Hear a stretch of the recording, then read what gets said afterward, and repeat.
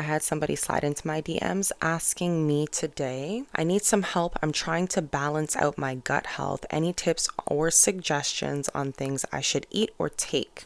When I probed a little bit further in terms of symptoms, she said that she was experiencing bloating after every meal. She said that she noticed a difference in her skin. It was dry and irritated. And she also noticed that even though she's in the gym heavy, she can't seem to drop the belly fat. So this immediately made me think of two things. One, what is her blood type? And two, what is she doing to essentially throw off her hormones? Because anytime I hear about somebody who can't lose the belly fat, that tells me excess estrogen. I could be wrong, but if it's not excess estrogen, it's definitely something in terms of hormones being out of balance. Now, because there are so many things that can throw our hormones out of balance that we have normalized in our day-to-day habits, this is not a surprise. Now, another piece of this is that there are so many things that are estrogen dominant, again, within our normal day-to-day, that it's very likely that she has higher levels of estrogen in her, and that is probably what's causing that issue. Now, in terms of the bloating, that 100% is diet. I probed further into what her diet is like and was actually very shocked to learn how clean she eats. And I actually touched on this in another one of these conversations, Beyond the Prescription. And I had said that there are so many people who are eating healthy, thinking that they're eating healthy, that later find out that they are not eating healthy. I was one of them. And that's just it. She's eating on a daily basis cashews, peanuts, and other kinds of nuts and seeds that are actually not good for our health. But again, so many people don't know this. So many people think that peanut butter is a great source of protein and it's this health food that we can and should eat on a consistent basis, not realizing that eating peanuts on a daily basis is so bad for our health, mainly because peanuts are made of mold. Let me confirm that. They are highly susceptible to mold contamination, specific aflatoxins. I might not be saying that right. They are toxic compounds produced by the Aspergillus mold species. I might not have pronounced that right either. But the point is, the peanuts are heavily contaminated with mold.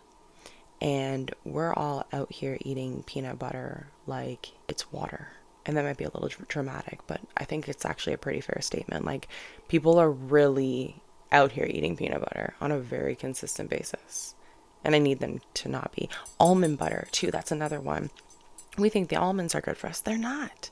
Nor are the cashews. What's wrong with peanuts, almonds, and cashews? Okay, so, peanuts.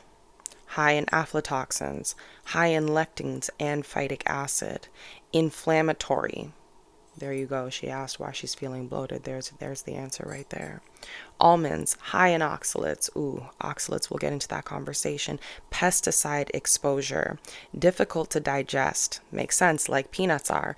So this is where, again, more inflammation is being caused in the body because almonds are hard to digest. Toxic shell oil. Damn. High in phytic acid. High in omega-6. Can contribute to inflammation if overconsumed. So that's crazy. Right there, I'm able to figure out why she's experiencing the discomfort that she is. And it's based on a habit that she was taught was good for her. It's based on a habit that mainstream media is telling us is good for us. Like, we're encouraged to eat almonds, peanuts, and cashews, thinking that it's a health food source, right? These things are awful for us. Now, if we want to talk about nuts and seeds that we can and should be eating, sesame seeds are great. Pumpkin seeds are great. Sunflower seeds are great. And to take it a step further, seed cycling, that's a whole other conversation. But if we can do that, now we're talking about balancing the hormones, right?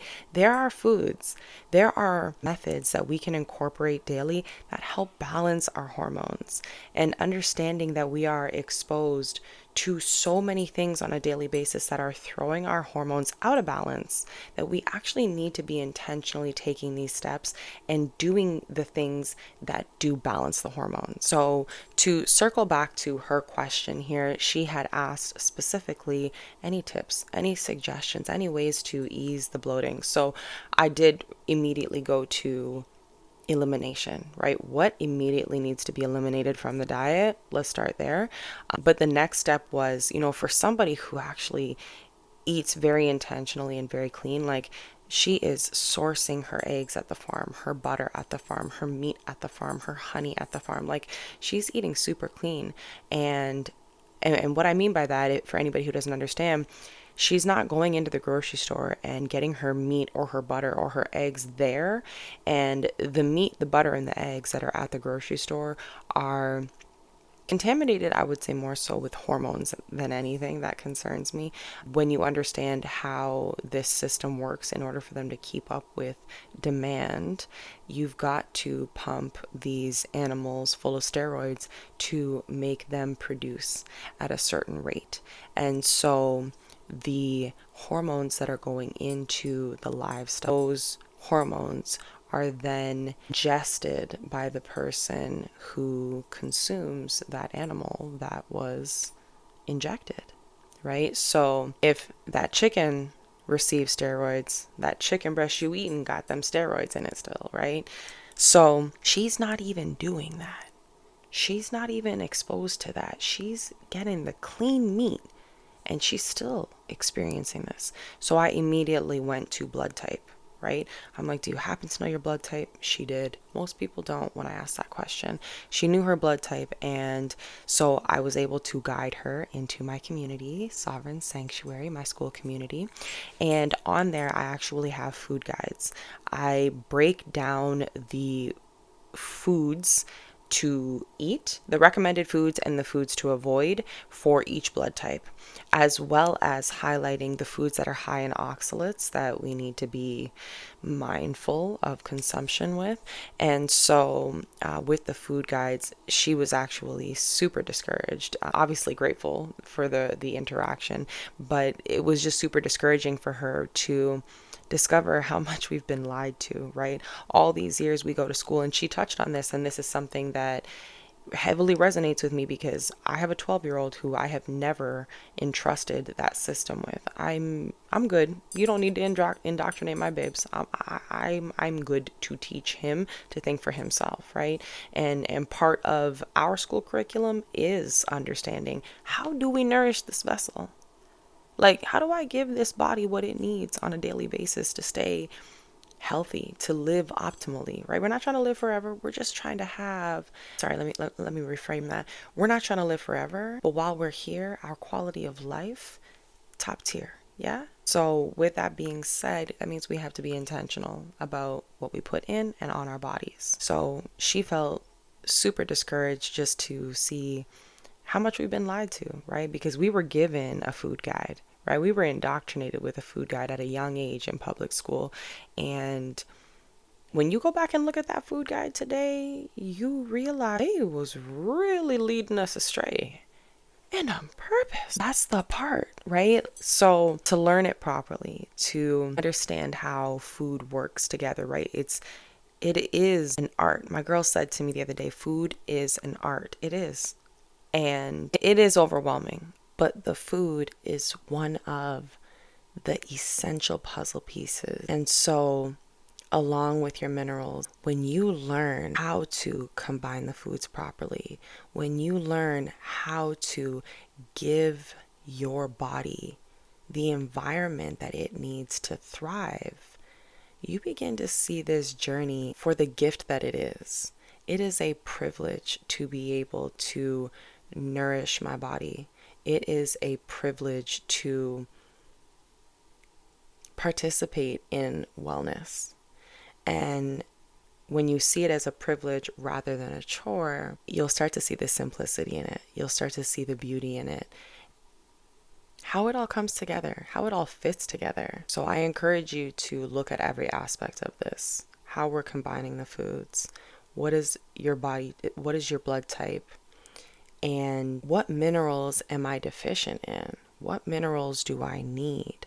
With some of these questions, yeah, you might need to get a test done, but a lot of times your body is communicating with you through symptoms. Like her, like my friend who came here with this question, right? She was eating foods that she believed to be healthy, and her body was flat out communicating with her and letting her know, we don't like this. And by process of elimination, you're able to determine where those sensitivities are coming from. Pay attention to what you're eating and how your body reacts to it, and swap it at the next meal, right? Swap out the peanuts for the cashews. Do you get the same reaction? Okay, now swap out the cashews for the pumpkin seeds. Are you getting the same reaction? Right? This is how you're going to start to learn, if you don't already know what your blood type is.